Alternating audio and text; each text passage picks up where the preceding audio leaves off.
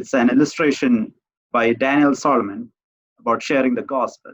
Good evening, everyone. Today I'm going to present a small illustration on sharing the gospel. Torchbearers for Christ. As Christians, we are known to be called as torchbearers. A torchbearer is a person who leads or inspires other people. A torch carries the light and illuminates the place it has been placed. Jesus is the light of the world, and we carry him wherever we go. Being his children, we need to shine so that those who don't know him will come to him. As it says in Philippians 2:15, that you may be blameless and harmless, sons of God, in the midst of a crooked and perverse nation, among whom you will shine as lights in the world. The COVID crisis is making us realize that the end times are near. We, though small, are entrusted with the Great Commission. I was pondering on this on the other day, and I realized that we have a great responsibility to share the gospel with our friends. It is a challenging job because most of our friends in today's day and age do not believe in God at all. So how can we make this easier? I am going to talk through some few simple steps that we as children can do. Step 1. Building a friendship. Bible tells us in 1 Corinthians 15:33 that bad company ruins good morals. So choose your friends wisely and build a rapport with them. This is the first step of sowing the gospel seed. We need to show them God's love by being good friends and loving them. Step 2. Telling them you are a Christian. They say actions speak louder than words. In the same way, our life should be a role model to our friends. They should see Jesus in us. God's love will bring them closer to knowing the gospel.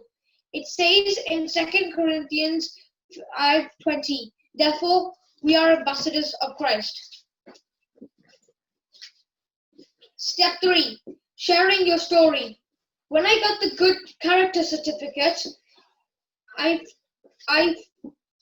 the good character certificate a few times in school, I was very pleased because my friends asked me how I keep my cool all the time. I was able to tell them because I am God's child. They said, God, I am, and this helped me to talk about Jesus, the only God. Step 4. Inviting them into Christian community. How quick are we to invite our friends for a birthday party? Do we have the same zeal to invite our friends to our Sunday school or prayer meeting? Surely it's more difficult, but not impossible. Jesus prayed for his disciples. He is our example. Step 5. Praying for friends in school. Write the names of your friends you want to pray for. Ask your parents to pray for them in your family prayer. Pray for them during your quiet time. Prayer should be consistent and earnest.